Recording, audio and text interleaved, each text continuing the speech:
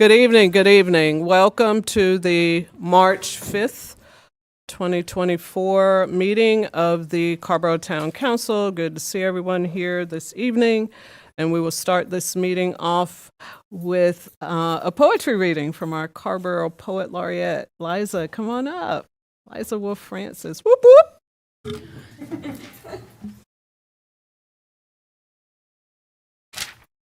Hi, good evening. Buenas tardes.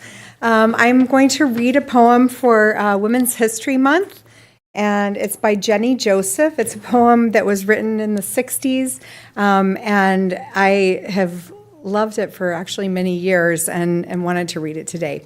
It's called Warning. When I am an old woman, I shall wear purple, with a red hat which doesn't go and doesn't suit me, and I shall spend my pension on brandy and summer gloves, and satin sandals, and say we've no money for butter. I shall sit down on the pavement when I'm tired and gobble up samples in shops and press alarm bells and run my stick along the public railings and make up for the sobriety of my youth.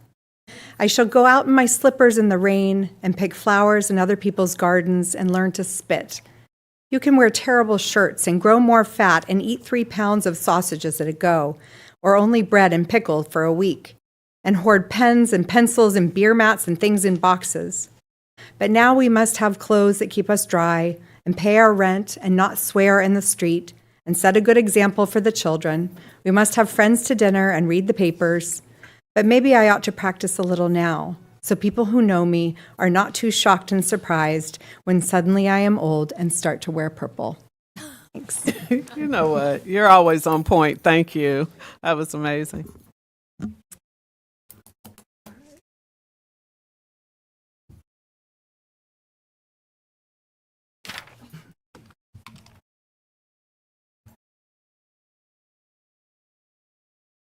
Speaking of Women's History Month and International Women's Day, we do have a proclamation. If I could get the president of Chapel Hill now to join me at the podium, Miss Jerry Richards, who is always so busy and working hard on behalf of that amazing organization. Thank you for coming. Whereas the theme for Women's History Month in March 2024, as established by the National Women's History Alliance, is Women Who Advocate for Equity, Diversity, and Inclusion, honoring women throughout the country who understand that for a positive future, we need to eliminate bias and discrimination entirely from our lives and institutions.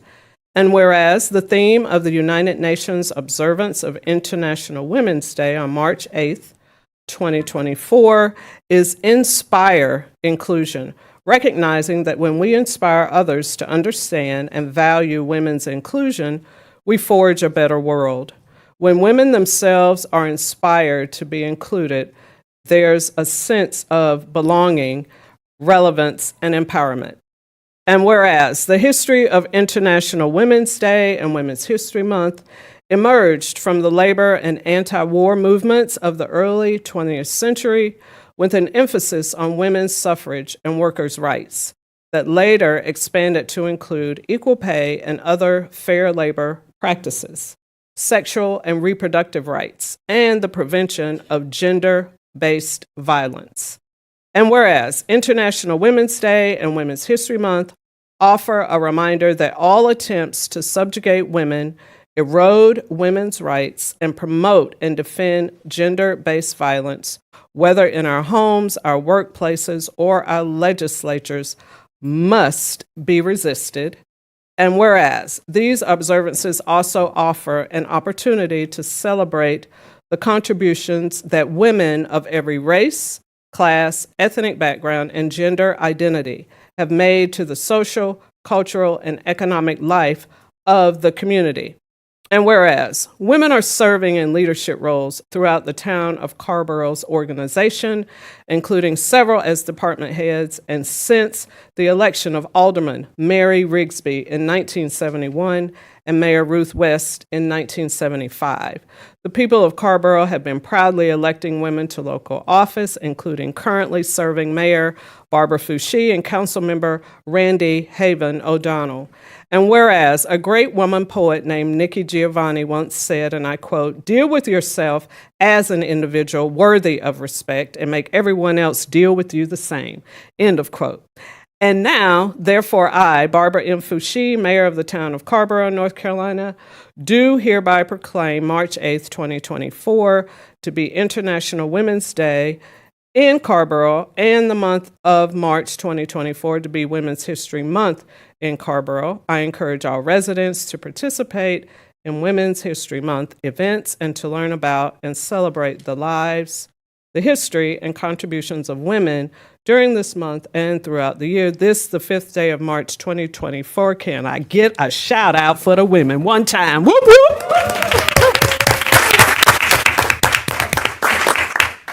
Do I get to say something? Oh, go right ahead. Okay, well, thank you very much, Barbara, Mayor Foushee.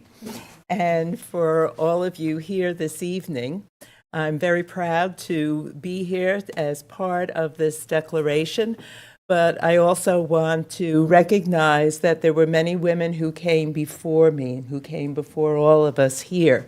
Some of them were enslaved, some of them were free, but they all need to be remembered during this month because their history has very often been lost. And we want to re-find that history. But I also bring those women up because I recognize how strong they were in difficult times. And I know that women today are just as strong. So as part of this, I'd like to call on every woman in Carrboro, in Chapel Hill, in Orange County, and in North Carolina to show the people of the United States just how strong we can be, especially with the elections. Not just the election that happened today, but that is coming up in 2024. It is for our lives, for the lives of the women that come after us, and as a remembrance for the women who are in our past, that we take up that battle. And I want to thank again Mayor Foushee so much for giving me this platform. It's the thing that I love, is to be able to tell people something. So I appreciate your time also. Thank you.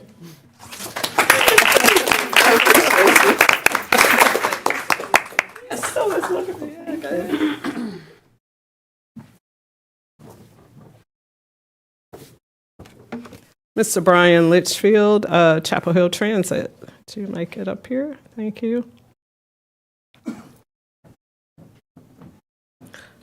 The next proclamation is for Transit Operator Appreciation Day.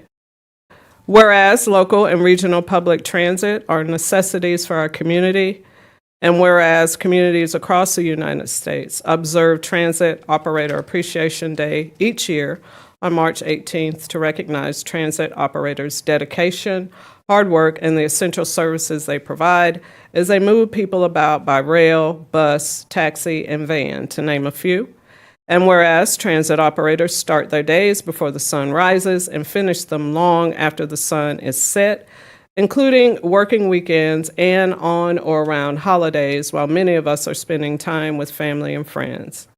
And whereas, in addition to meeting stringent safety requirements, transit operators must demonstrate customer service, patience, empathy, and understanding to create a welcoming and inclusive environment for our community members and visitors. And whereas transit operators work hard each day to help transit users access jobs, healthcare, school, community services, and many other personal, social, and civic opportunities. And whereas we have been shown how vital public transit is to our communities and how transit operators continue to work on the front lines, adapting to new work environments and safety requirements, and helping transit users safely reach essential destinations while also responding to various changes in their own lives. And whereas here in our community, Chapel Hill Transit operates the second largest transit system in North Carolina as a partnership between the town of Carrboro, the town of Chapel Hill, and the University of North Carolina, providing fare-free 7-day-a-week transit service to help our communities and the university meet our transportation, sustainability, and equity goals. And whereas in 2016, Go Triangle extended regional transit service into Carrboro, and since that time has operated weekday service between downtown Carrboro and the Triangle region. And now, therefore, I, Barbara M. Foushee, Mayor of the town of Carrboro, North Carolina, do hereby proclaim March 18, 2024 to be Transit Operator Appreciation Day in Carrboro. I encourage all residents and visitors to incorporate public transit into their transportation routines, to become advocates for local and regional public transit, and most important, to thank our local and regional transit operators at every opportunity. This, the 5th day of March, 2024. Mr. Litchfield. Thank you. Yeah, go right ahead. Thank you, Mayor Foushee and council members. And Carrboro has been a very strong partner in Chapel Hill Transit that actually dates back to the late 70s, early 80s with former Mayor Drakeford pushing to have Carrboro become part of the transit system, which may not have happened without him. So since then, we've had councils and many mayors, including the current mayor, been very strong supporters of Chapel Hill Transit and the partnership that makes that system work, and we appreciate all of that. I'd like to recognize Council Member Merrill and Council Member Haven O'Donnell, who are part of the Transit Partners Committee, along with all the other council members that help support the system. These proclamations sometimes seem they're a little long, and sometimes you may think that folks may not appreciate them, but this is certainly something that our transit operators will appreciate. We'll share this with them. As you can imagine, perhaps with other services that the town provides, sometimes driving a bus may seem like could be kind of a thankless thing, right? It's one of those jobs that you can do something right 1,000 times, and on the one time that something happens, and many times not even the operator's fault, then all of a sudden it's a really bad day, not only for the customers but also for them. So as I said, I know many of you ride and use our services, as probably many folks do here. It goes a really long way, and I thought Chapel and Carrboro are really good about this, but just encourage you as you get on and off the bus, just greet your bus operator, tell them thank you, or wave to them as you get on and off the back of the bus. That goes a really long way. So thanks again. We'll share this with all of our team members and appreciate your support. Thank you.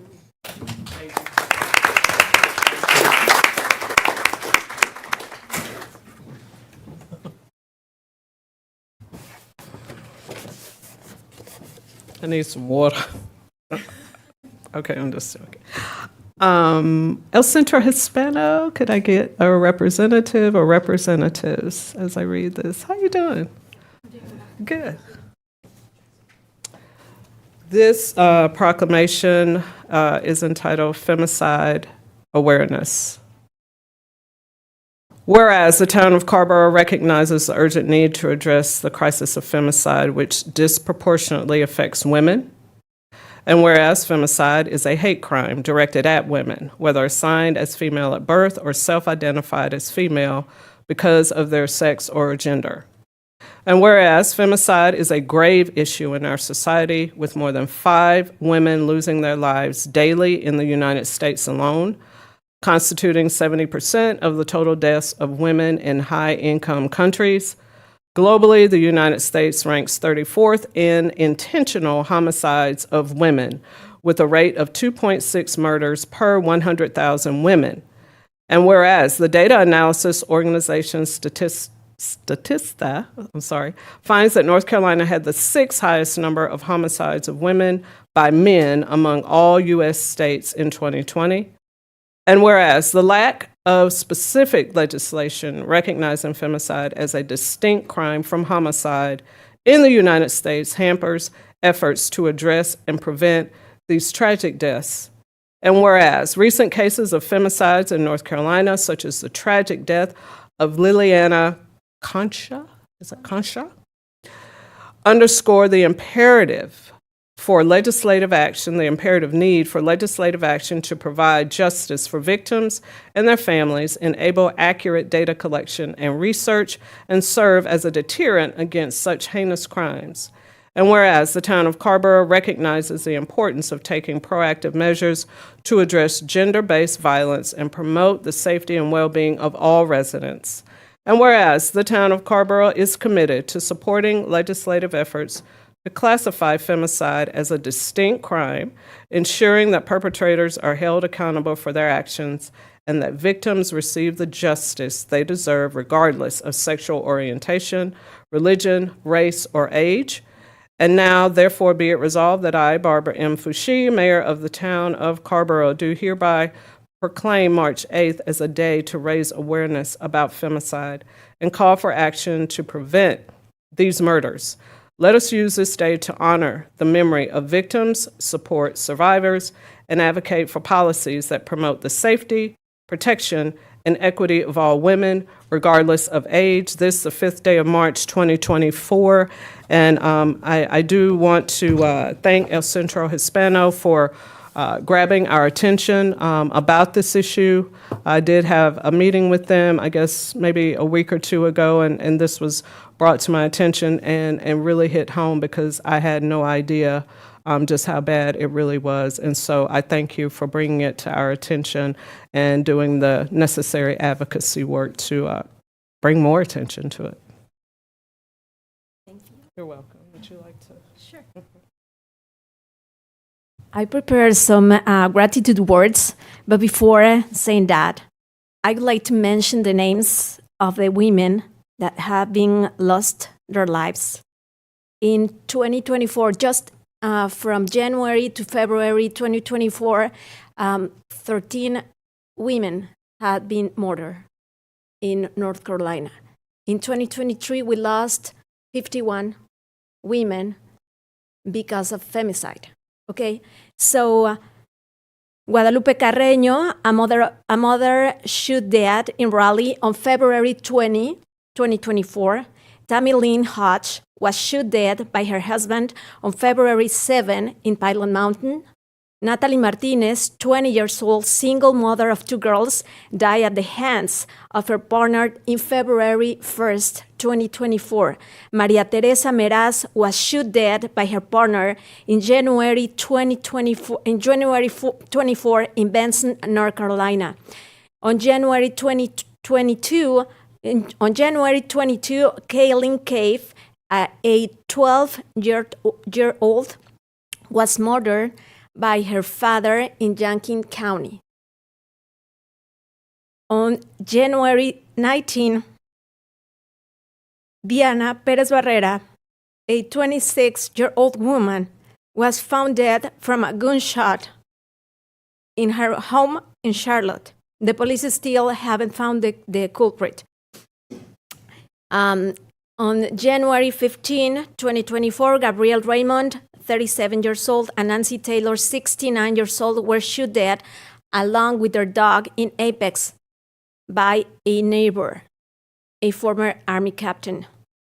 On January 9th, in Durham, Liliana Concha was shot dead by her ex-partner.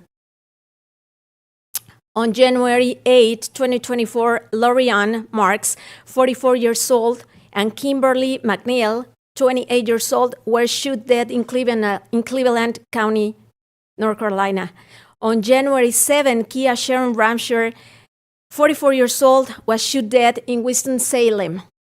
On January 6, Yolanda Burrell was murdered by her partner inside their home in Catawba County.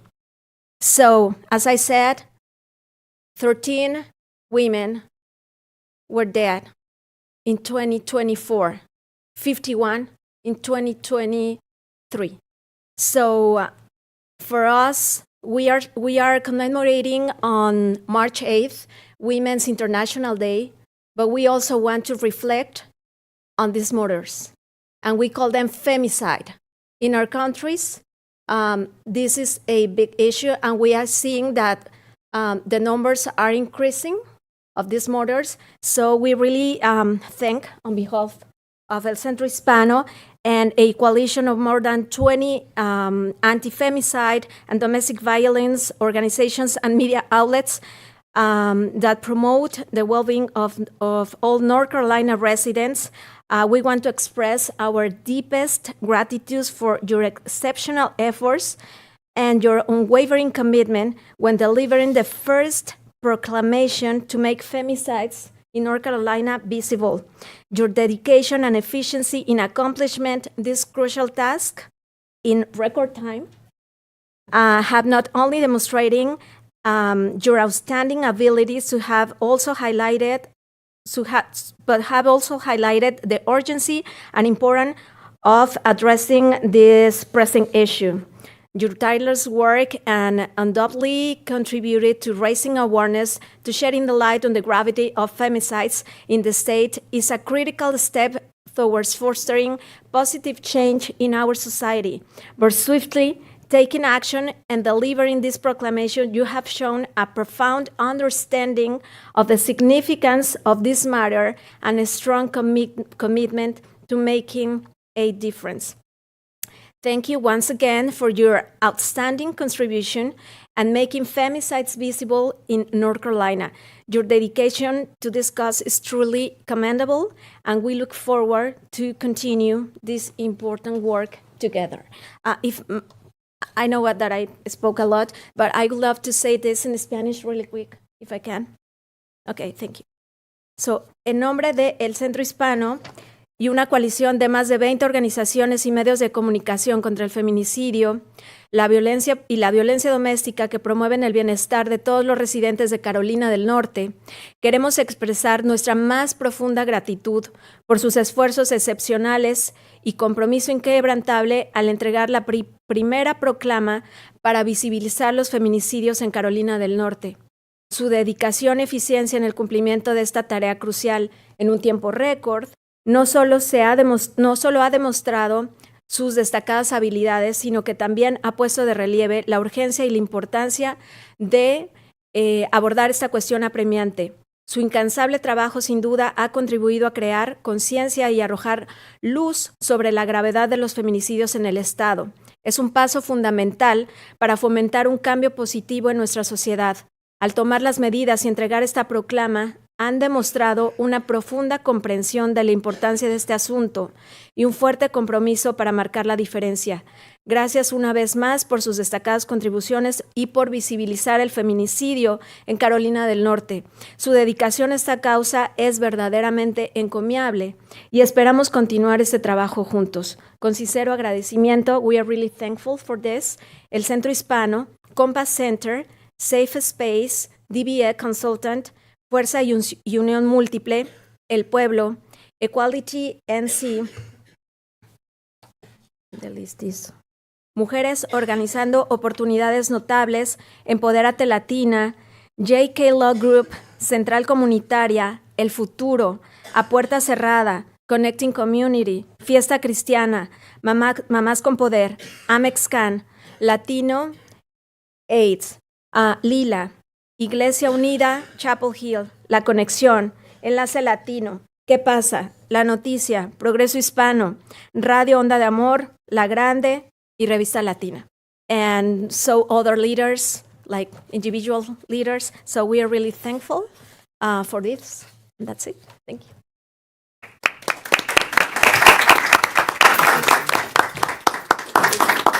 That was my fault.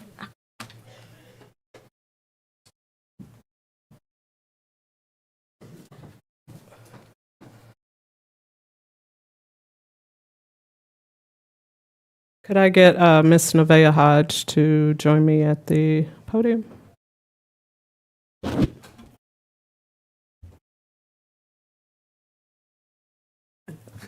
That's my colleague. He says I need some water.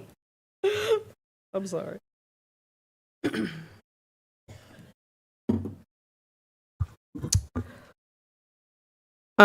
We are taking this opportunity to acknowledge Ms. Nevaeh Hodge this evening because she was the 2024 Youth Polly Murray Award winner. And so we're just really excited. Let's give her a hand clap. and I'm believe I'm reading her nomination. Nevaeh Hodge has been a catalyst in her community. She has served on the junior and senior equity councils at Carrboro High School. For 2 years, she was co-president of the Chapel Hill Carrboro NAACP Youth Council and currently serves as the president. She was recently elected to serve on the North Carolina NAACP Youth and College Executive Board as the treasurer. Under her leadership, the council has grown and been engaged in local health advocacy, voter registration, school policy change, and Black Lives Matter movement protests. The council has demonstrated the power of youth voices by collaborating with local agencies to create change. Nevaeh has represented the local youth council at the NAACP National Convention and traveled to Alabama to receive Get Out the Vote training. Nevaeh has served and is currently a member of the Hannah Ruth Foundation. She is the granddaughter of both Hannah and Ruth, the foundation's namesake. For the last 3 years, she has served as a superintendent's equity and empathy ambassador. In this role, she meets with Dr. Nia Hamlet and her peers to discuss issues, concerns, and challenges and recommend solutions. Nevaeh is the 2023 award recipient of the North Carolina State Convention Essay Contest. Nevaeh maintains a 4.3 GPA at her school. Her extracurricular school activities are also impressive. National Honor Society Secretary, Student Government Equity Lead, Student Council Class Representative, Carrboro Youth Council, Blue Ribbon Mentor Advocate Scholar, and Advisory Board Member, National Mathematics Honor Society, Math Club member, and co-president of the Black and Brown Student Union at Carrboro High School. She is also a past recipient of the Pauli Murray Essay Contest. Nevaeh is honoring the legacy of her family. Her grandmother, Dolores Clark, great-grandmother, Ruth Stroud, and great-great-great-grandmother, Nellie Strayhorn, were pillars of service in their community. While she is standing tall on their shoulders and continues their spirit of servitude, compassion, and advocacy. Toni Morrison said, and I quote, "Make a difference about something other than yourselves," end of quote. Nevaeh is making a difference in her community and is destined for greatness.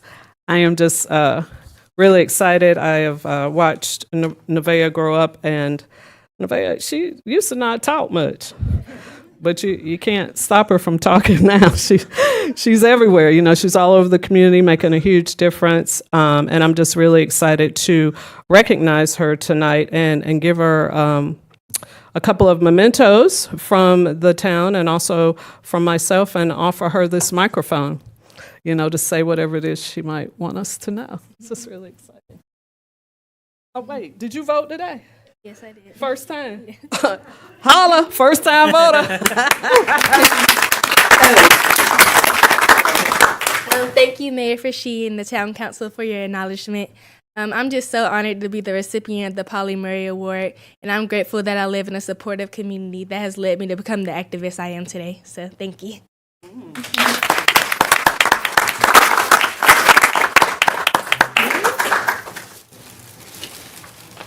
I can go back to my seat. You can go back to yours. Thank you.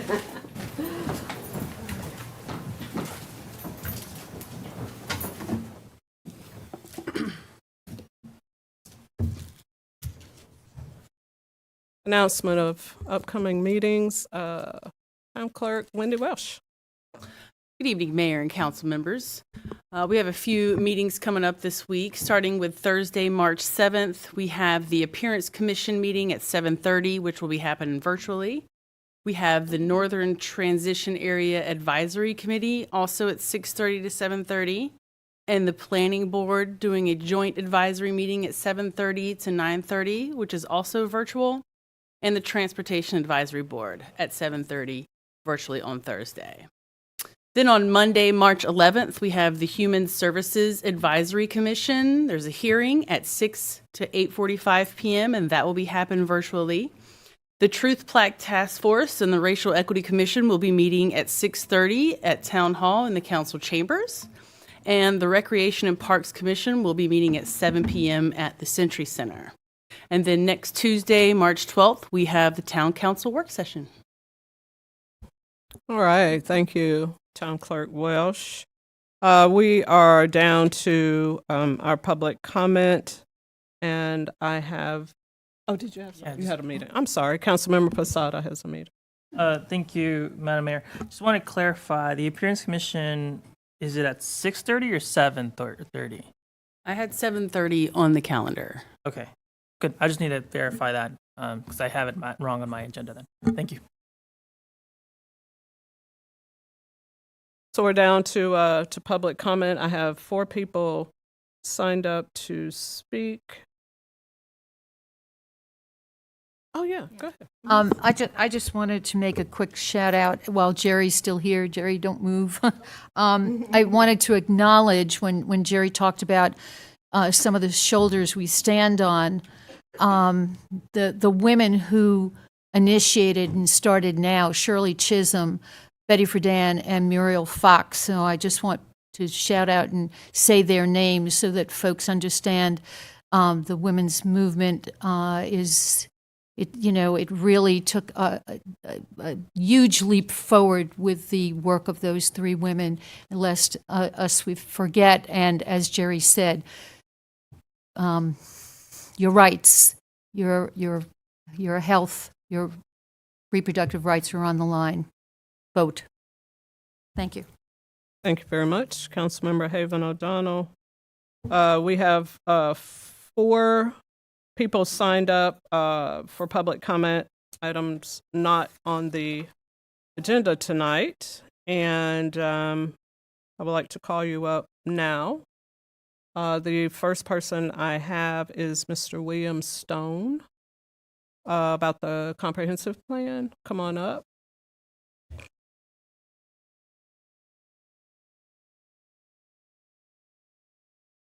You have 3 minutes, and please address, it's right there, isn't it? And address your comments to the council. Welcome. Thank you. I'm William Stone. I live at 112 Rock Spring Court, close to the proposed pathway development. And we had a surprise visit from the survey company or whatever that's assessing the land. And I just wanted to emphasize that it's not empty land and it's not really unused land. It's very important land, has a lot of trees on it. And I believe this flag is a Tree City flag from the Arbor Day Foundation. And in front of our town hall here, we have 3 flags, the American flag, the North Carolina state flag, and the Tree City flag. And so Carrboro apparently values trees. This land that's being proposed for development is a mature forest, and we understand that the town needs affordable housing, but I don't think it has to be at the expense of trees. And there's just a little.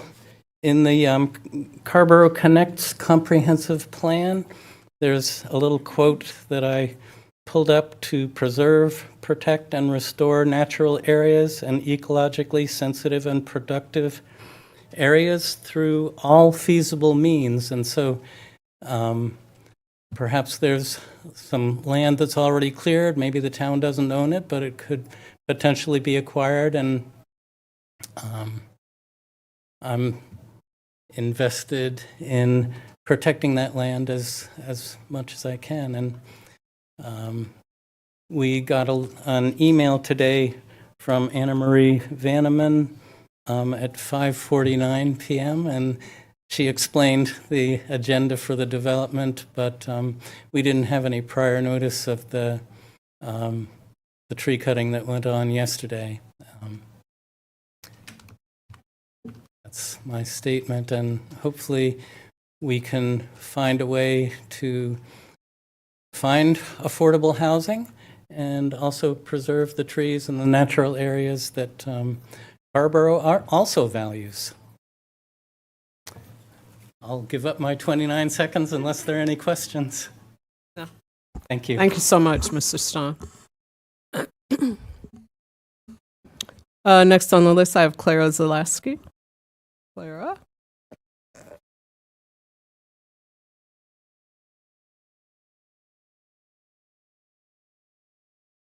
Good evening, Mayor Fushi and council members. My name is Clara, and I live on Gracewood Place, which runs off a path.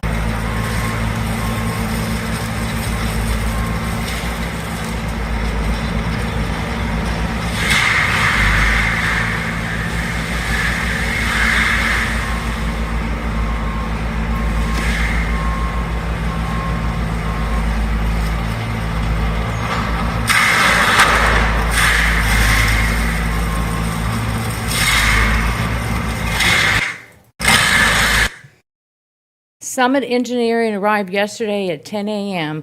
with a land clearing machine. They told us they needed to clear a path to complete the geological and soil survey. No notices were sent out to the public or to the occupants of the properties that surround the parcel. Little kids play in this forest. 6-year-olds build forts. This is a safety concern. I'd like to read from the Carrboro Comprehensive Plan 2022 to 2042, Climate Action, Chapter 4, and I quote, "The town is a leader in mitigating climate change and increasing resilience to climate change impacts for both residents and the environment by incorporating creative system changes," unquote. How do you plan to achieve this if you're cutting down trees, increasing stormwater runoff and flooding, and causing erosion? I ask you, the council, to consider the environmental impact of developing this parcel. I ask you to be more transparent. I ask you to involve the public and all stakeholders. I ask you to work together so that we can achieve a win-win solution for this parcel, for the environment, for all stakeholders, and for the town. I request that you make the Summit Engineering report available to the public as soon as you receive it and before it goes to design and to developers for a bid. Thank you. Thank you, Ms. Zaleski. The next person I just have the first name is Sonia. Welcome, Sonia.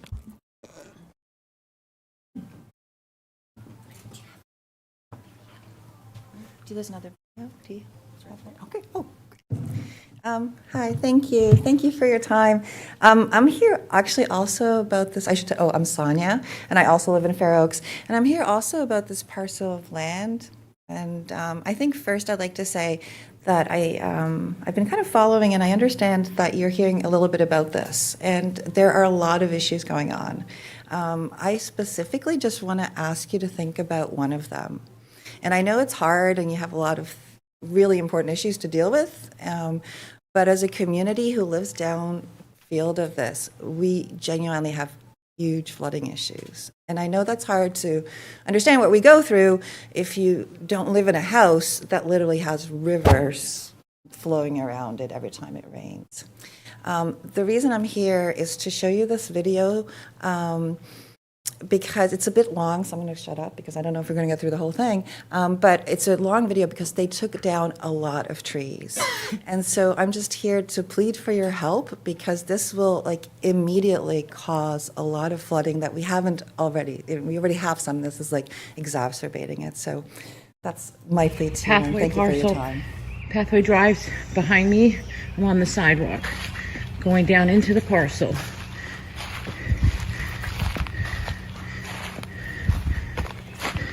It's hard to appreciate on this video, but there's a 10-foot wide path of trees that have been cut down.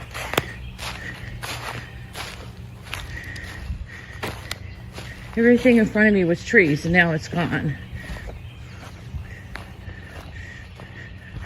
I'm walking into the parcel. Trees here, no trees here, trees there. Now we're walking down the hill. Again, trees here, normal vegetation on the ground, No trees here, vegetation disturbed, trees here with normal vegetation.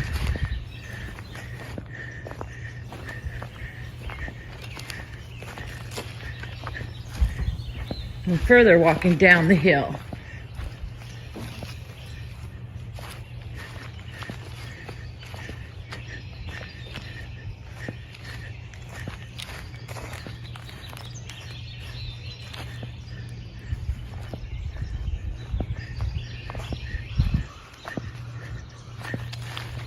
Now I'm about 3/4 of the way into the property. And then It keeps going. I'm sorry, it is a long video, but as you can imagine, none of us have any idea. I haven't seen this email, why such a huge chunk of land, of trees were brought down.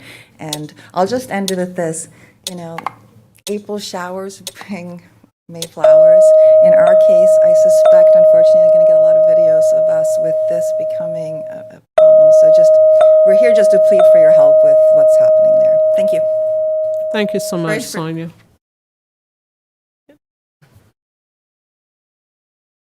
And the last person I have signed up is Christina Morales, maybe? But okay, so you don't want to come up. Okay, thank you.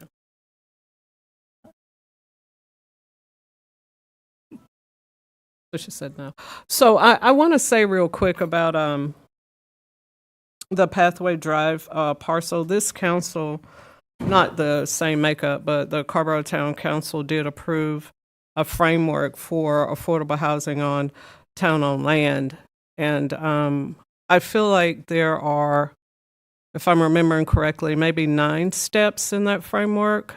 We're on step 2, which is a site survey. And also what I recall is that there will be multiple points for community engagement. That was one of the major things that we talked about when we approved the framework. We don't know what, if anything, and I appreciate everyone coming in, to express their concerns about flooding, about Summit. I'm just looking at the email here myself. And it's a detailed explanation, and it also talks about future communication. I do appreciate Town Manager Parker being really quick, turning around that information to the community. And so I did just want to say that before we close out the public comment. Consent agenda. Thank you. Good evening, Mayor and council members. The first item on the consent agenda is a resolution to authorize a contract for professional services. This is to request that the town council authorize the town manager to negotiate and execute a contract for professional planning services for the development of a downtown area plan. The second item is appointments to the Northern Transition Area Advisory Committee. This agenda item is for the town council to make reappointments to the NTAAC. This does not include any new appointments. The following item is appointments to the Climate Action Team. The purpose of this agenda item is for council to make reappointments to the Climate Action Team. Again, this does not include any new appointments. The next item is a follow-up to the FY 22-23 audit finding. This agenda item is to provide a response letter for planned corrective actions relating to the audit findings presented to council on January 9th, 2024. The next agenda item is a resolution approving services agreement with Orange County. This agenda item is to request that the town council consider adopting a resolution to authorize the town manager to enter into an agreement for the provision of fire protection and emergency services within the South Orange Fire Service District. The last consent item is to adopt a resolution to award a service sidearm to a retiring police officer. This item is to acknowledge the retirement of Police Captain Tony Fry from the Town of Carrboro Police Department on April 1st, following 20 years of service with the town. The police department proposes to honor Captain Fry's dedication to duty and his contributions by presenting him with his service sidearm. The town council is asked to consider and adopt the recommendation to award the service sidearm to Captain Tony Fry. Thank you, Town Manager Parker. I see Councilmember Haven O'Donnell has her hand up. Yeah, I'd like to move the items, but I'd like to make a comment about on 2, 3, and 4.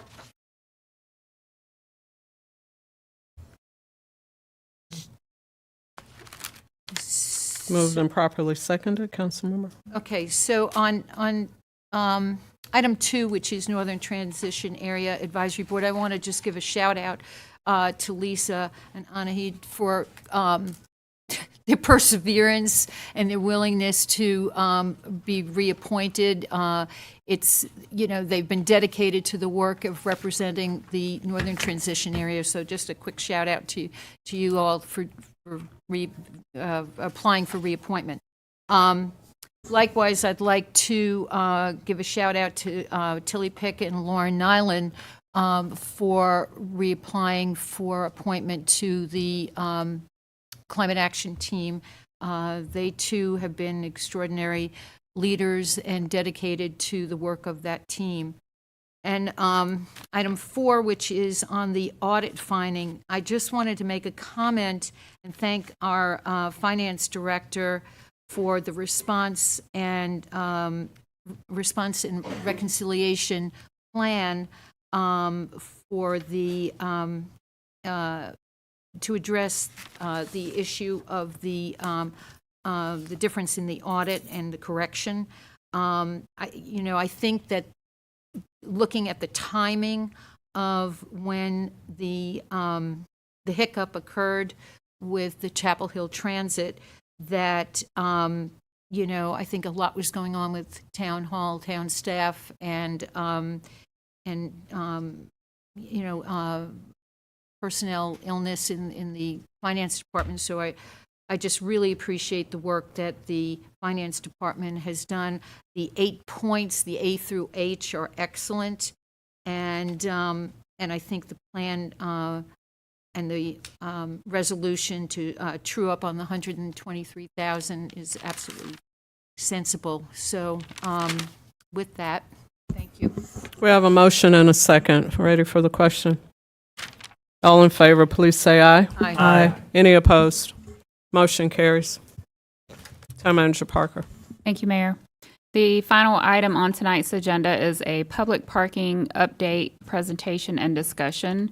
This is to provide an update presentation on the status of public parking enforcement and gather feedback regarding paid parking. Our Economic Development Director, John Hartman Brown, is here to present for discussion.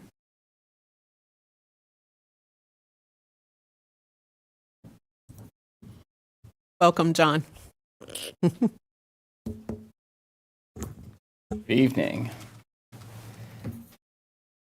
Let's open it real quick here.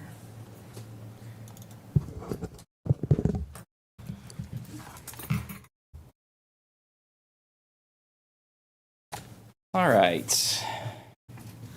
Good evening, Mayor, members of council. We wanted to take this opportunity. It's been about a year now since council first had some discussion, a work session, looking at parking and parking updates and paid parking. And so we felt from a staff perspective, this was a good opportunity to kind of bring this back up and get some additional policy direction. We've also had, of course, an election since we have some new council members. So hoping to get kind of everybody a refresher and council members up to date on where we are with parking in Carrboro. So a little bit of background. In 2019, the town hired Walker Consulting to come in and do a parking count. This count was delayed due to, of course, COVID. And so we pushed that count back to 2001 to get a more accurate count number. Again, in late 2022, staff conducted another count to kind of verify the Walker counting, just to make sure that the numbers were up to date. Of course, as we were coming out of COVID, businesses were starting to open back up. We wanted to make sure that these counts were continuing to be accurate. In March of 2023, as I mentioned a few minutes ago, council kind of came to a consensus at a workshop around enforcing a 2-hour parking limit that's already on the town books in the town code. And so, and then in June of 2023, council took the next step and approved a budget to move forward with the implementation of parking enforcement. So just as a refresher, all of those studies and counts that we've been doing, these were some of the findings that came out of those studies. So kind of combining a couple of the studies here, but they really remain the same between both counts. So the first one is that turnover in our public parking lots is very low. 50%, in this case, more than 50% of the vehicles exceeded the 2-hour time limit that we currently have in town code. And you can see here from the chart that during weekdays, on a Thursday when we measured, it was 69% of the cars were parked for more than 2 hours, and on a weekend, on a Saturday, 51% of the cars were parked for more than 2 hours. Another finding is that Carrboro is one of only a few towns that do not charge for parking. And this information comes from Walker Consulting as part of their study as well. Salisbury, North Carolina is the only other community that does not charge for on-street or off-street parking. A few other findings.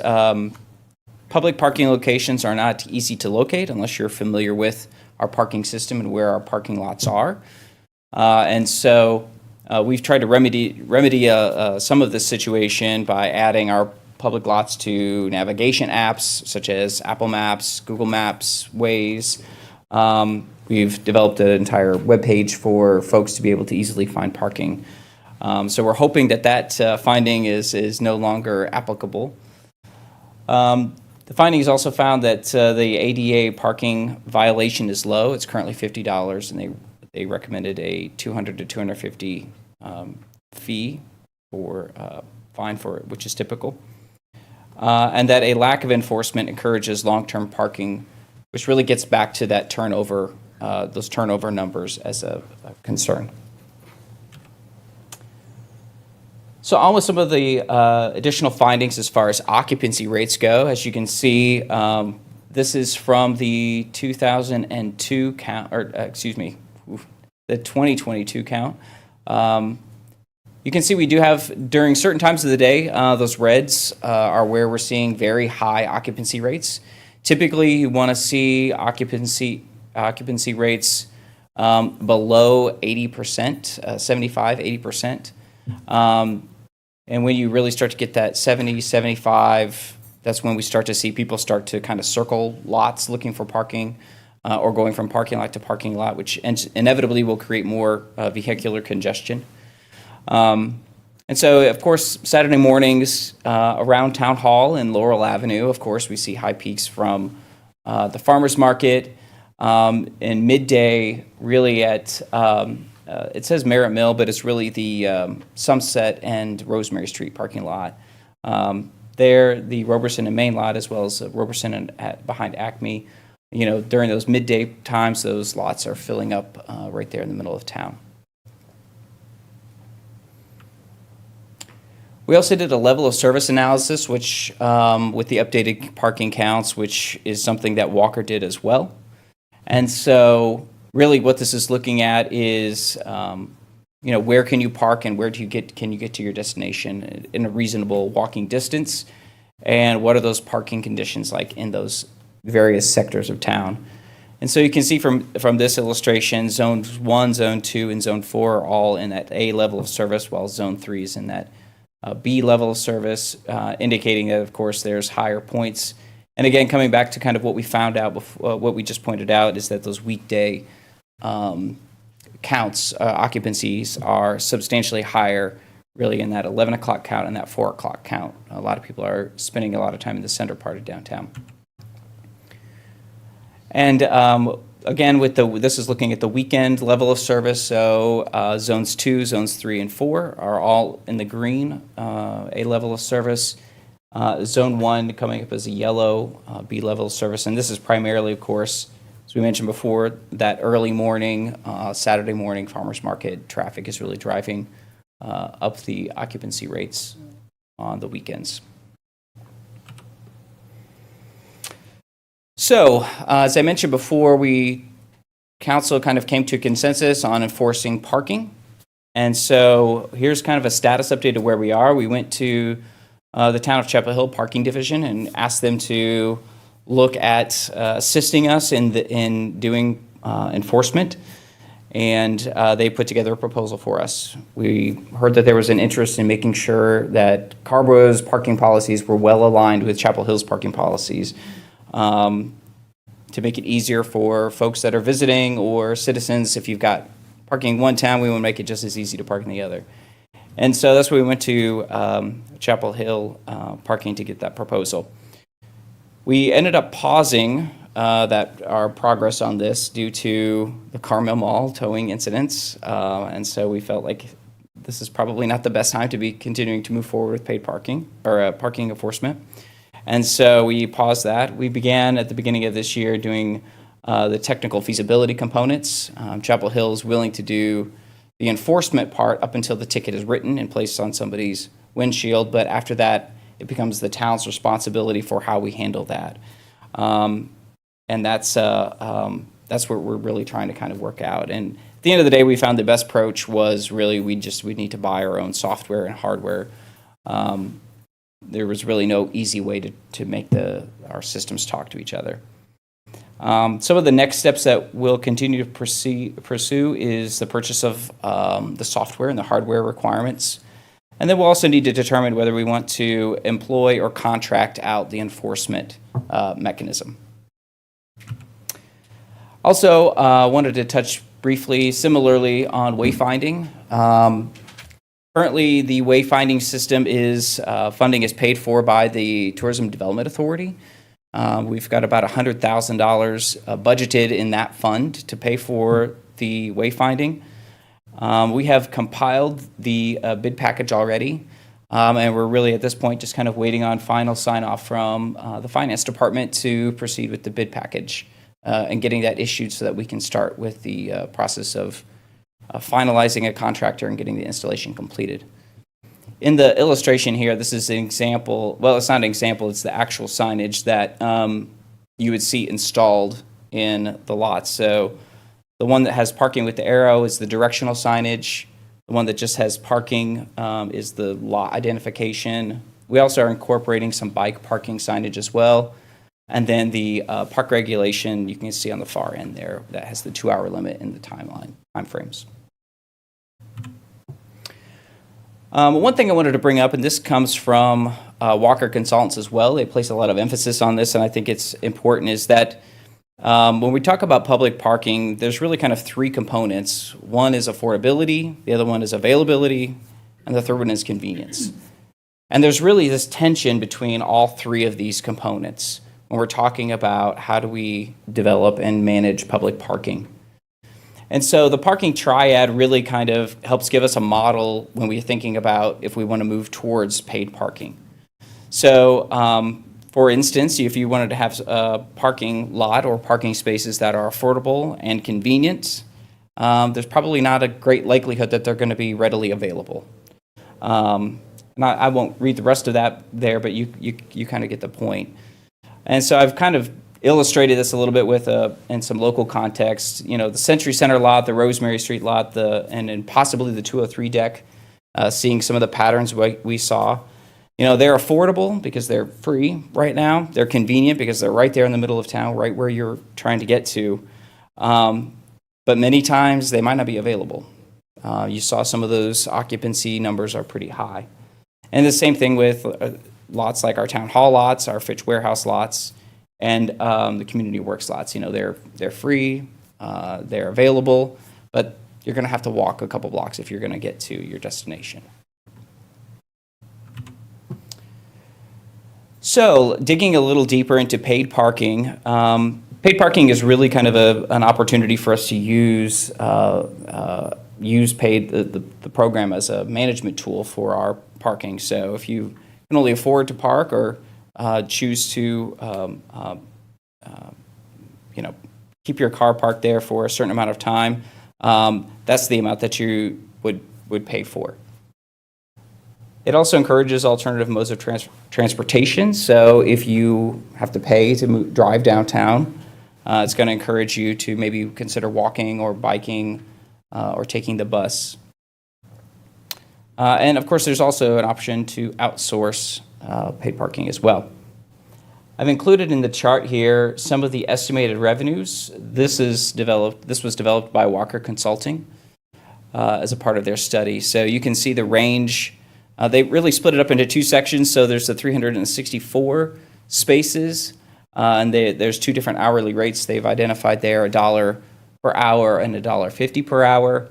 And then the 164 spaces, really kind of looking at what are those more narrow, a smaller number of lots that would be appropriate, and at the $1 and $1.50 an hour. And you can see the range is quite large. It's 134,000 all the way up to 448, depending on the number of spaces we wanted to incorporate into a paid plan and the rate that we wanted to charge. It does not include citation software, so if anybody, citation revenue. So if anybody gets a ticket for staying in their space too long, that revenue is not included in here. That would be an additional revenue source. We also estimate, or Walker estimates, that it'll be about $340,000 for the first 3 years to pay for the cost of a paid parking program. And is that total over the first 3 years, or 340 per year? 340. I believe it was 340 per year.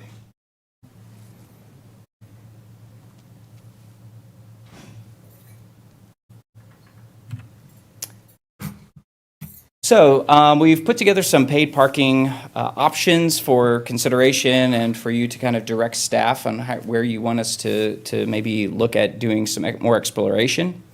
The first is, of course, to add paid parking to all of our public parking lots, and that gets back to that original 362 space count. We can add paid parking to certain high demand lots, so really kind of looking at those center core lots where we see high occupancy rates. And then the third option would be to consider adding paid parking to all surface lots or just those smaller lots, and encouraging folks to use maybe the bigger decks that have the higher capacities for free parking while using paid parking for those smaller, maybe more convenient locations. Again, we would also, obviously we understand the challenges, the equity challenges with paid parking, and so we would be looking at that as well as a component. How do we incorporate equity into any and all of these solutions? So with that, our recommendation and discussions at this point, we would recommend that staff or that council begin exploring paid parking solutions, and also continue to move forward with some level of enforced parking. And with that, I'll turn it back over to the mayor, and happy to take any questions you all have or entertain any direction or discussions you all would like to move in. Thank you, John. Great presentation. Did you mention anything about the 203 project parking, or how is that? Did you mention anything? I just mentioned like it could possibly be, possibly right there. 203 affordable plus convenient. Okay. And how far off are we with the wayfinding? The signage? I mean, we're at this point almost ready to release the bid package, which will basically at that point we'll get bids back from contractors, and then we'll move forward with the project. Okay. So we're basically to the point of selecting a contractor at this point. Thank you. Council members? Oh, I see. Mayor Pro Tem now, and then Councilmember Merrill Haven O'Donnell. So thank you, John, very much. I definitely have some thoughts about personal preferences around paid parking plans, but before I get into them, I don't want to put the cart before the horse. When you say explore options, do you expect to bring back to us, basically possible implementations for everything you just showed us, the 162, the 164, the 362, and sort of game out what that would look like for all of those? Is that sort of what we can expect to see, or do you expect to maybe narrow in what you'll be presenting to us as a recommendation? Just kind of want to get a sense of the scope of sort of how much more we'll see about each of those possibilities. Yeah, sure. So I think, I guess my ask maybe tonight would be that, we are looking for a little bit of direction here. Obviously, there's a lot of different revenues that would be generated from any of these three options. And we would also need to put together appropriate ordinances and programs in place to be able to support this. So I guess, my direction or my request tonight would be, is there a preference that you're seeing? Are you seeing, anything that's of interest that you would like to learn more about? Certainly, we can go back and kind of run some numbers on what it would look like to do any or all of these options. But yeah, that's, I think, what we're looking at is a little bit more policy direction so that we can better narrow our scope and know what to bring back to you. Appreciate that. So with that in mind, my impulse here is that one of the things we discussed, I think, last March was the possibility of an initial free window, 15 or 30 minutes, which I think maybe goes a significant way toward allaying some of the equity concerns. Beyond that, I would be interested in a free 30-minute. I personally would love to minimize the application of that kind of window. I mean, so my guiding North Star here is that like every spot should be paying in to this to this fund. I'm not interested in the smaller number particularly. If there's an extremely firm staff recommendation that there is an advantage I'm not considering to something like pedestrian safety or like transit flow in town to pushing folks to the deck, that would be like potentially a guiding thing. But by and large, I think our highest thing here, like this is on the one hand, like we have some of the most valuable real estate in the state, and cars are sitting there for free, and a bunch of our downtown is a surface parking lot. And so we want to minimize the extent to which we're just engaging in a money suck. And we want to be, buffering our budget with this really valuable resource, which is currently not working for us. But it's also climate policy. I'm telling you things but to that end, my inclination is that every spot should be contributing resources. Unless, like we feel for some, it's hard to imagine that there would be tremendous benefit in some sense to say like routing people to the Hampton deck or something like that. But if staff feels that's the case, if it improves externalities I'm not considering, that would matter to me. And then I guess, I'd love to just get a little deeper on that 340 number and what we expect in subsequent years, maintenance costs thereafter. There are scenarios like at $1.50 where that 340 is a pretty low lift. And there's scenarios at, 160 at $1 where it's a pretty high lift. And it's costing us significantly more than it's helping. And I'm interested in it helping and how fast that can be the case and what we could expect years 4 and beyond. So those things would matter a lot to me. But by and large, I would love to see this as broadly applied, as aggressively and quickly as possible. Okay. Howdy. So yeah, I really appreciate the data that highlights that it's not so much an inventory issue as it is a turnover issue. And towards alleviating that, I think, paid parking enforcement, I think it's great. I like the idea of having a window to help kind of resolve some of the equity issues. We want this to be, helpful, not a penalty-based system. Can we go back to a picture of the signs? Yeah. All right. The wayfinding, these signs? You want a different frog? So, I'm always going to start with the good stuff. I like that there's a bike parking specific sign. I don't know if we're too far along in the process for me to raise my concerns. I hope not, because I guess my biggest concern, my two biggest concerns is I want parking to be as easy as possible for people visiting here. And I don't want to throw good money after bad. And I don't love these signs. Frankly, the second one looks like that's where you park your frog. Just saying. And I don't know anyone that rides a frog. If you do, I'm a big supporter of alternative transportation. Please bring your frogs to Carrboro. But my serious point is when people visit Carrboro, and again, this is I think we're targeting this at visitors. This is wayfinders for people who aren't, who come here occasionally.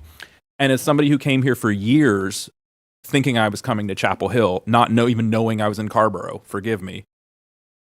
I didn't know, and so I wouldn't know to be looking for a different parking sign. And so I feel like we're potentially causing more confusion in something. This is better than what is there. So at the end of the day, this is better than what is currently there. But I think at the end of the day, we should aim to make it as consistent as possible, so that when people cross this line that nobody knows where it is, they're not, and they don't know that you're looking for a different parking sign, they still know where to find parking. So I guess. So does that, to clarify, mean that you would like it to look more like Chapel Hills? Yes. I would, frankly, I would like for the form to be as close to Chapel Hills as possible for consistency's sake.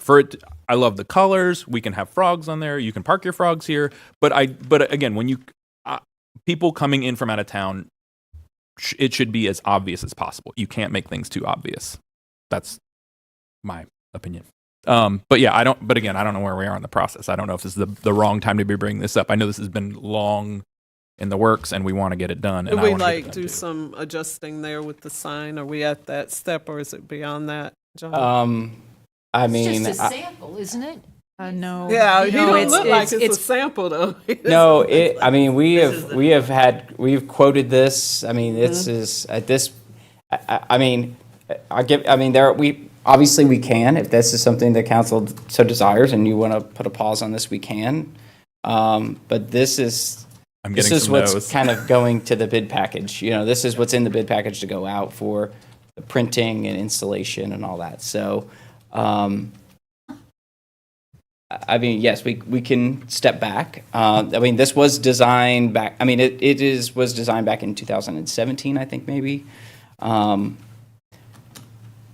But at this point, the options for kind of redesign we would need to kind of go back to the table, start from scratch too. Yeah, and again, I'm not interested. That's why I'm reluctant to say anything at all, because I don't want to create a whole bunch of work.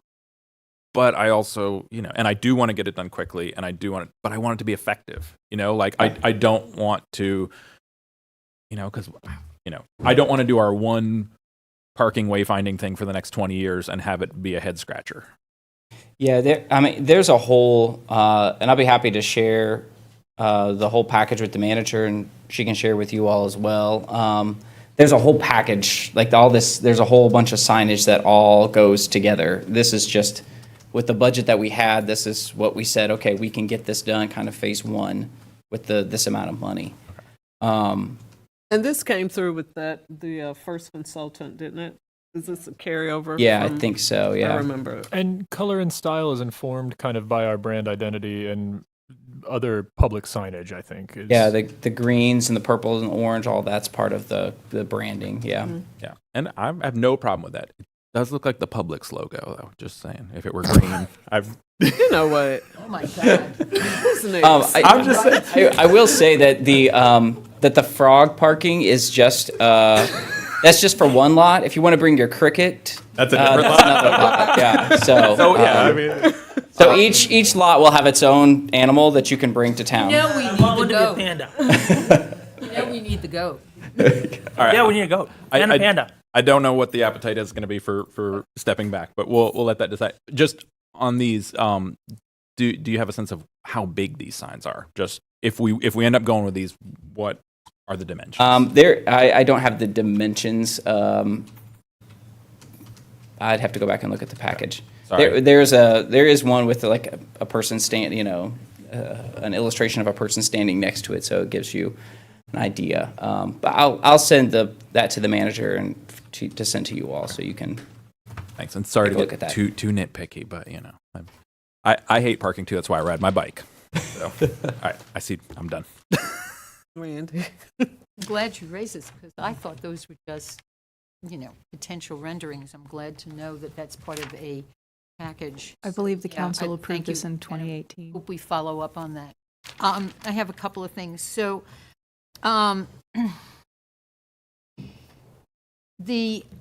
let me just go back to the question about whether or not we contract out or have an employee is if we were to have a full-time employee, is that cost reflected in that 340?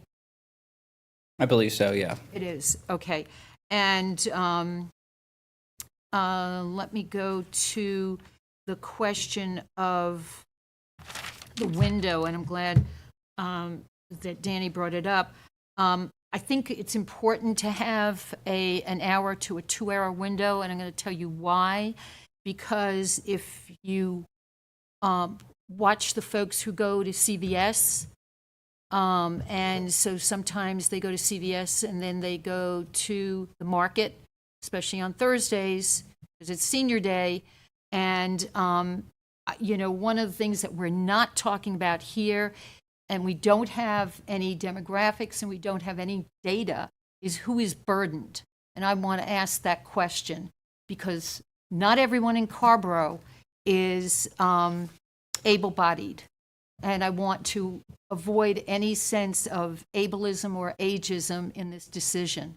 And if we go with this the way it is, it smacks of ageism and ableism without knowing who is actually burdened. I also, on the other side of that, and that goes with the equity question, of course, but on the other side of that is the question that was brought up about tourism.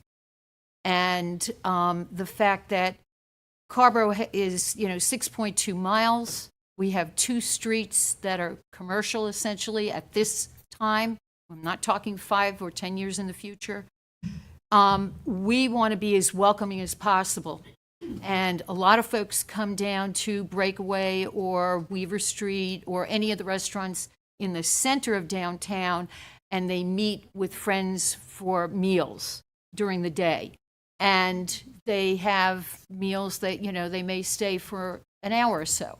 So 15 minutes is, dropping off a prescription, or 15 minutes is, I have no idea what takes only 15 minutes. If you want to, if you want to go to this and that shop, or you want to go to the Muses, that takes more than 15 minutes.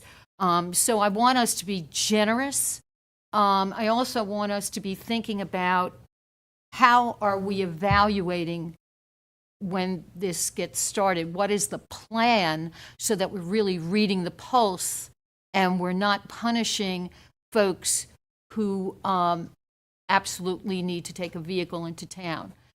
In addition to that, I haven't heard any conversation about where the interface is between the different kinds of mobility and our interest, as said over a year or so ago, in having the library be a possible bike share space and possible having the trike bikes. That's been lost. And I think that's really important because that's part of what could get some people to park in a deck, right, and get around otherwise. If they're, if walking is or they can't bike on a 2-wheel bike. So we need to open up that conversation and additionally find out, are there other aspects of this that we do not consider because we're sitting here ableistic, right? I mean, we are able. I want to hear from the people who have to navigate this system, who need alternatives. So, are you talking about some kind of community engagement, or I also heard you mention data? So, what can you be more specific? I guess for John. My question would be: is how do you get to the data of who would be burdened by this plan, and what are the real needs out there? I would say, if nothing else, people need to, and I've said this for years. Somebody needs to go to CVS or go to Harris Teeter on a Thursday and talk to folks. Talk to the folks who are gathering with their friends for breakfast and lunch at Weaver Street in the mornings. Those are the people we have to talk about because they are consistently spending their dollars right in the center of Carrboro. Well, crucially, they have a huge private parking lot, which is largely empty because it's enforced now, as does Breakaway. I mean, many of these businesses have, part of the thing that we're talking about here is that private interests are able to protect their parking supply in a way that we currently don't. Right, but there's other restaurants. So CVS and Harris Teeter. But I mean, all to say, there is a real sense in which these necessities are balanced by the private stock, and I think that I mean, I'm really in favor of knowing how we come to an understanding. I don't. Your point is ironclad that we absolutely don't want to be threatening disabled or older or in any way, different transit folks. But I just want to make large room for the fact that, like, in particular, many of our necessities are served by private landowners, who have an advantage over the town in this discussion. Yeah, and at some point, I would just throw out the idea that in future, and I'm just going to say this because this has come up in the Economic Sustainability Commission, that, if private lots were able to, be sold and be commercialized, and we built a structured lot, like Hillsborough did, there's a reason that Hillsborough is very successful. They didn't have, they had terrible parking on private lots, and they consolidated into one big lot, and they maximized by adding more commercial. And that may be a future discussion. So, thank you. Councilmember Posada, thank you. Thank you, Madam Mayor. And I kind of have a couple of things. First, I'm also in favor of some kind of window. I don't know of an hour, but like 30 minutes, or some kind of mechanism so that folks who are coming in, because I also when I interact with downtown and I realize this is just me and I don't represent the entire community, I don't take more than 10, 15 minutes anywhere I go because I'm just going in, grabbing something and leaving, right? But that's also just how I operate. I also don't, I live close enough that I walk everywhere. But I'm more in line of folks who are just doing those quick runs, folks who, thinking of some of our communities who might be burdened by this. I'm very interested in a 30 to an hour window. That's what I'm kind of thinking about. I do want to have more information as who's going to be impacted if we do go down this route. I am very much in favor of just slapping something on all of our parking spots, right? And this is the public, not the private. So we can't dictate what the private folks do. Folks who park at Weaver Street and cross over to Spotted Dog are still going to get towed, no matter if we're charging or not charging, or there's a bunch of available spots, right? So, which is another conversation that we want to. I'm very interested in how do we mitigate some of those impacts, but that's a different conversation. So yes, I want that kind of window, 30 to an hour. I want to get more information on who's burdened. I did have a question though on the ADA. I see that I think you mentioned that our fine is $50 and the regular is $200 to $225, and kind of in a way to address some of this, folks who need these spaces. Is there a way that we can easily change that even before this is whole implemented, so they can start really holding folks accountable who are taking up those spaces that don't need them, right? Because this is a fine. If I go and park in a ADA spot, I'll get a $50 fine. But if I'm running into, I don't know, gonna go get some coffee, and I don't do this, right? But if I'm thinking, it's $50. If they catch me, I'm gonna come up here, and then it can be an issue, right? So I think I want to find a way so that we can make this a reality before or sooner rather than later to address some of that. But I don't know if that's even possible. I don't know, thoughts? Yeah, I think that's certainly a possibility. I would think that we would just have a fee schedule amendment or ordinance amendment that we could bring before the council. Yeah, that's because I'm thinking, and I do think, Councilmember Haven O'Donnell brings up a really great point that we want to kind of keep this in mind. As you were talking, I was thinking of oh shoot, there's something that we can easily do now to start protecting some of those spaces. So very much in favor of getting something back sooner rather than later on amending this part if council is amenable to it, and then we can continue with the package. Last comment, I do want a panda on one of those things. Totally kidding. The frog is fine. The zoo. Councilmember Frey. Thank you. Councilmember Posada. Thank you, Madam Mayor. And Jason, I'm sorry you and I joined the council too late to weigh in on the parking sign design. that frog has sailed.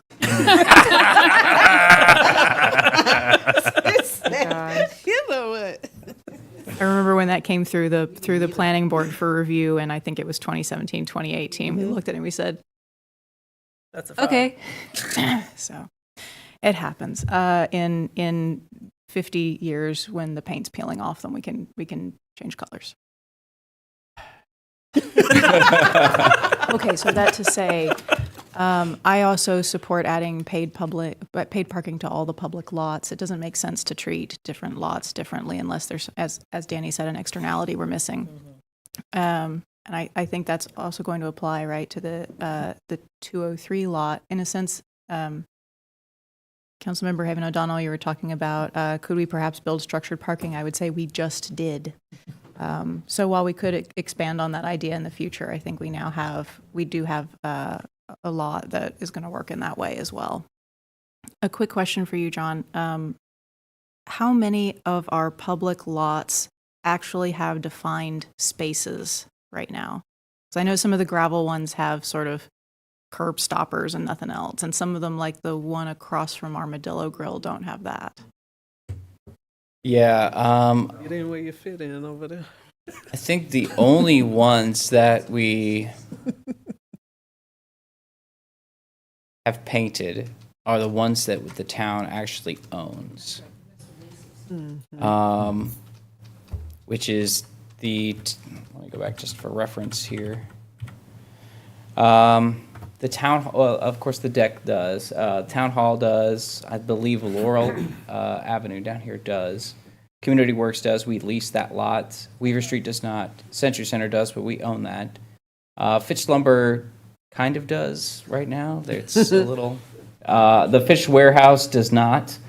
The Sunset lot, Merrill Mill lot. I don't. We do own that one, but I don't believe that is. I think that's gravel.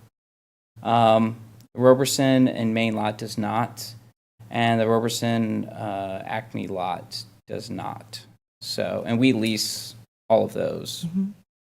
Is any of that reflected in the expense for moving to paid parking, which would, I think, require us to, I guess, at least put a number on a curb stopper so that somebody could, using the software, could go ahead and pay for their parking? Typically, the way the software works is you put your license plate in, so you wouldn't necessarily need to so know it would work without yeah, me. Okay, exactly. I just wanted to make sure that would work without needing to change the lots. Yep. Great. Do we know what software Chapel Hill uses? Whether they're happy with it? So there's they use Cardinal software, Cardinal tracking maybe, Cardinal something software for the back end, if you will. The public user interface is Parkle.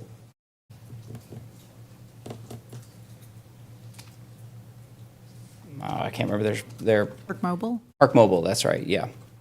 That's their public interface. But they work with, Cardinal works with, Passport. That's a popular one as well. So they would work with multiple different kind of user interfaces for that.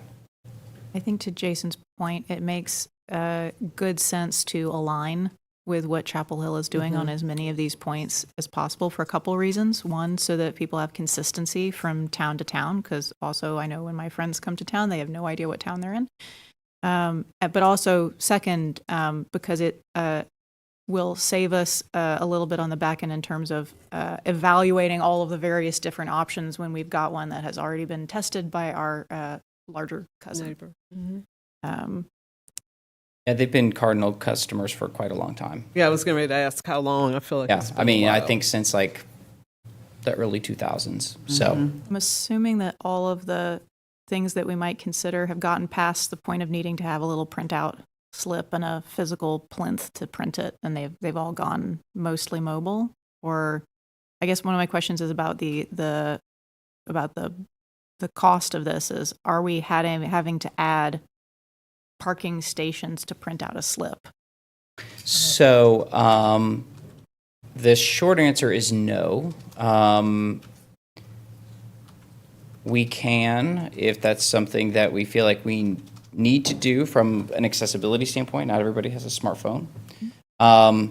However, both, I think, Park Mobile and Cardinal have alternative ways. So you could call in, or, we could publish a phone number on the sign. You could call in, give them your credit card number and your license number, and you're good. You can text. They give you a text number. You just text it in. Or you can use the app. So those are kind of the three ways that we could currently set it up so that we could minimize kind of that capital expenditure of those kiosks on site. Yeah, I think obviously, especially for the leased lots, but even for the town-owned ones, it makes sense to reduce the capital expenditure. One of the things I'm looking at in the rates is, I think, so $1.50 is what Chapel Hill charges for their off-street currently, because I just looked it up because they've got a shiny website. And that seems to be a nice intermediate point right now of it's not deterring anyone from going downtown, but it is helping make sure that people turn over there. You're not going to leave your car sitting there for many hours for no good reason. There's something that we were brought up about the point of the paid parking is to make sure that there is parking available, right? To encourage that turnover. To that note, I think it makes sense for to have a free period, because if someone is dropping in, running a short errand and going, they're not contributing to that turnover problem. So it makes sense to have that early period free. My understanding is that under this program, we wouldn't be charging for the ADA spaces. Which may also help address Randy's concern. Yeah, we have not, from a staff perspective, gotten that far to kind of look at that. But that's certainly something we can incorporate. Let me suggest as something to consider is, can we address that concern by saying, the ADA spaces remain free, and if you don't belong in one, you're looking at a $250 fine. And other spaces, you have a 30-minute window. If you have multiple short options, you are always welcome to hop from lot to lot to meet that. I think that the most important thing for me from an equity point of view is that we not be making folks jump through hoops to get access to the accommodation, right? So some places will do, resident placards or, other things that require you to sign up, give someone information about yourself and so on. I think we just want to do something that is broadly accessible to make sure that we truly maintain equity. I thank you for the time on this. I know that the frogs predate you as well, so that one we're just going to have to put that down to a Carrboro special. Yeah. Go ahead. I'm sorry. I think that's it. I think adding paid parking to all public lots looks like a good option for making sure that folks can actually park downtown and not be stuck trying to play chicken in Carmel Mall. Yeah, I just want to, I'm just going to say I will not support 30 minutes, because if somebody parks at the little lot across from the biscuit place, right, the lease lot, and they want to walk down to meet friends at Weaver Street, and they're, for whatever reason, it's going to take them time to walk down there and hang out with their friends and spend money in our town and then walk back, they're not going to make it in 30 minutes. We have to start to think about, Carrboro is a destination. And, it's one thing if we want to only attract those people who are within a 2-mile radius, but we don't. We will not survive unless people who are beyond that 2-mile radius want to come into town, find it welcoming, and don't find the parking, which is spread out all over the place, to be an obstacle.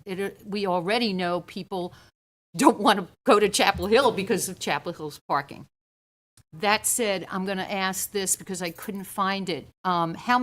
We know how many leased lots there are. What is the sunset on the leases, or are they all in different cycles? I'm going to call it kind of the legacy ones, and then there's the newer ones that we've done since the closing of the 203 parking lot. So the legacy ones were, I think all of them at this point were on a year-to-year. The newer ones from 203, I think they expire at the end of this year. Yeah, 24. So, with that said, however, all of them have a 90-day out. So, I mean, we lease most of our parking.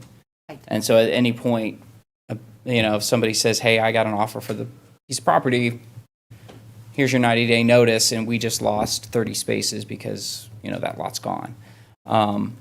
So that's something to maybe keep in mind as well. And that's the reason, Kat, that I was talking about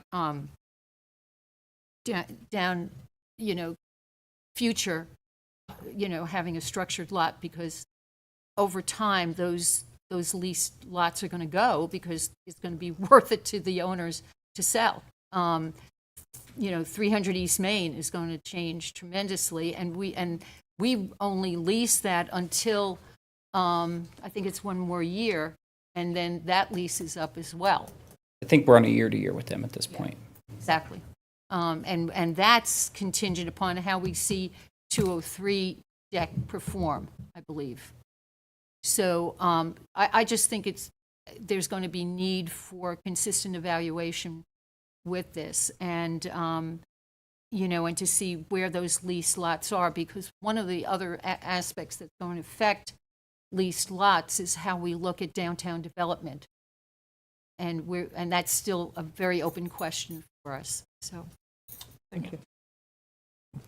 Yeah. So sorry, it's me again. I just wanted to throw in two bits on the equity point. And this could kind of come into how we write the ordinance, policy, whatever, but enforcement is, like, how are we enforcing, and then what kind of outs are we giving? So if people say, hey, I got this ticket and I can't afford it or whatever, we can kind of build in a lot of leeway on the backside too. Just a thought. There you go. That's it. Oh, was that it? That was it. Thank you. Wayfinding, I'm guessing everybody's okay now. Councilmember Merrill. You down with? I can read the room. You got it? Okay. And Mayor, I will double check on that to make sure that the design is, I'm fairly confident it is, but I will double check on that and let the manager know. So it would be like really hard to go in and do, or just would be, I'm fine with it. I'm just asking for information. I'm not sure. I mean, I can if go. we're too far down the road, I guess. If it's a matter of something like we're going to change the colors, or the sign shape, it's going to be a rectangular sign like that, or something. Those might be modifications that can be made. But if it's like, no, we want. I know Chapel Hills has they have the signs that hang down from the lights, and so I mean that's a little bit more. That's kind of a different wayfinding plan at that point that we would need to But I will double check at least on the design to see if there's any. Or if they could switch out the frog for the logo. I mean, the name. I mean, just so to say, to Kat's point. So wrong with the frog. Yeah. Madam Sorry. Mayor, if I I'm sorry, I thought it was just a sample. Madam Mayor. Yeah, go ahead. So I think Jason and I chatted. I think the only thing we would want to know, John, is it too late to align the color and general shape of the graphic on the sign? We're not talking about changing sign locations, sign types. Maybe Jason is, but is there if there is anything quick that we could do to swap a color and have this look a little bit more like what you would see in Chapel Hill, we might be interested in that. You're going to have to send it out to a brand new consultant. Nope. Don't worry about it. Okay. And that ship, then that frog has really sailed. Okay. Yeah. I'll confirm that. And the branding with the colors, is that coming from our communications and engagement manager? So this is where This comes from the branding guidelines that were done, I think, just before, or maybe a couple of years before the wayfinding sign was. Got it. That's what I thought.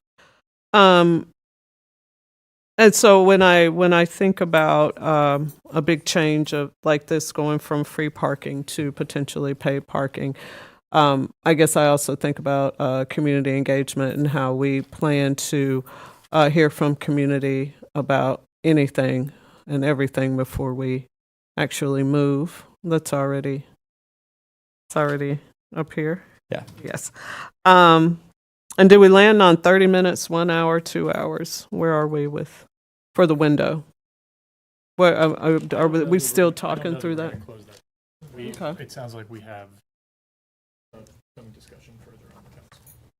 I would Yes. like to see what staff would come up as like what is the regular or what is the norm? What is there any information that the consultants gave around what they would That would feed recommend? into that decision. Yeah, certainly We can comparative check on some analysis. case studies as well. Yeah, exactly. That'd be great. And 2 councils ago, when under Mayor Lavelle, we talked about a 1 to 2 hour free window. So we have that in our public discussion. Thank you. And I too am in favor of the across the board with the paid parking if we're going to do it at all. I think that is very equitable. Did I miss anything about the enforcement? We were talking about 1 FTE, maybe? Yeah, I think, I don't have the study right in front of me, but I believe we're looking at about 1 FTE, and that would need vehicles, so we'd have to do that.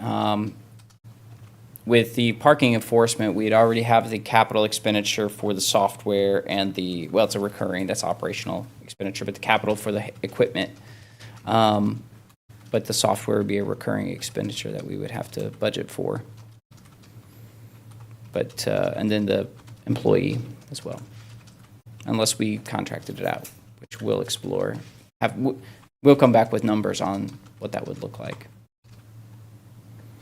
And low-hanging fruit with enforcement, like now? Are we doing something? We're not doing anything right. I didn't think so. Yeah. I think we could change the ordinance about the ADA spots, but no one's getting a ticket, no matter what the ordinance says at the moment. Exactly. So Right. Oh, so we need to do something around that. It's You know what? so- Turn his microphone off. He cutting up tonight. Man, it's good though. Well, and I mean, I will say that that's what we're working on is kind of these next steps right here. Purchasing the software and then determining cost effectiveness of employing somebody or contracting out. We'll go back to Chapel Hill. I've already had a preliminary discussion with them saying it looks like we're going to have to move forward with our own software and equipment. And they're going to be looking at, they're going to be looking at redoing their proposal to us to say, can they do one person that'll have basically 2 handhelds, one for Chapel Hill and one for Carrboro. So we'll tease that out and kind of come up with an economical, scenario for you to bring back to you on where we are kind of with this parking enforcement. But I anticipate the staff will continue moving forward with this process right here. Okay. So parking enforcement, hopefully sooner rather than later, will be starting on some level. John, just to make that crystal clear, point being that the town can start enforcing ticketing for exceeding the 2-hour limit, regardless of the progress forward of paid parking. Correct. Great. Correct. Yes, that's already. That's like something that it's we're already, all well aligned on already. Yeah, that's already in the town code. So we're just basically enforcing the code at this point. You have what you need from us, I think so. the direction. Yes. Anything else? No need for formal action or anything. All right, good. We'll bring back we'll put together a proposal based on this feedback and bring something more concrete to you all for consideration. Sounds good to me. Thank you. Thank you.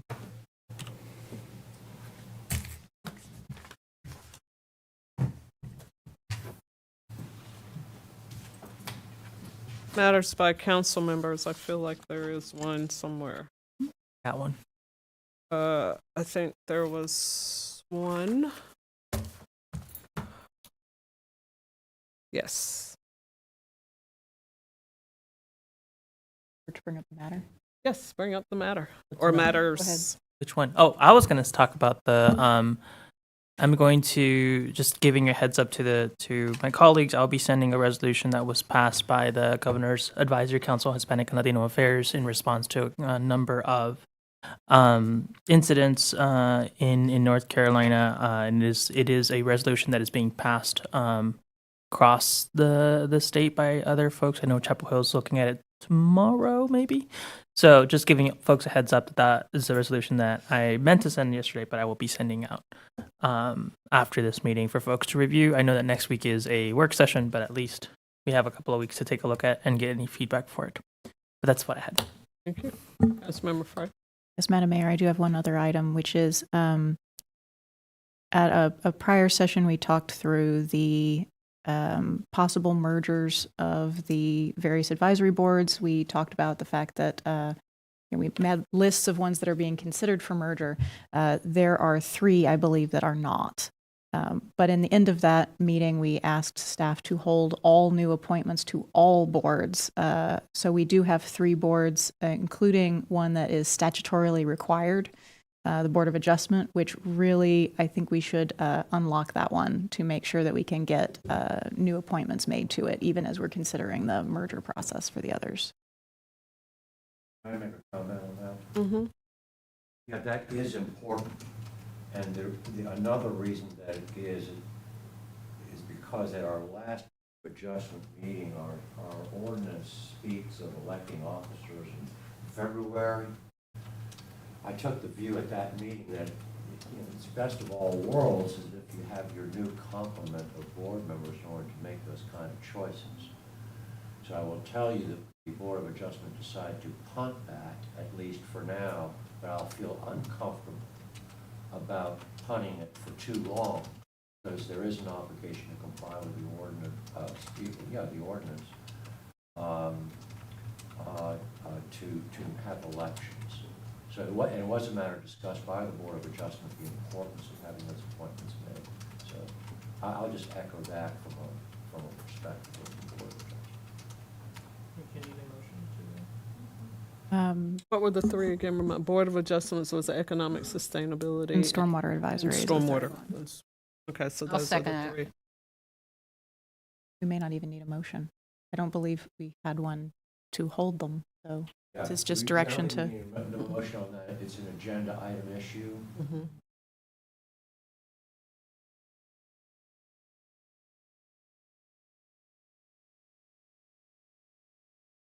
Got it.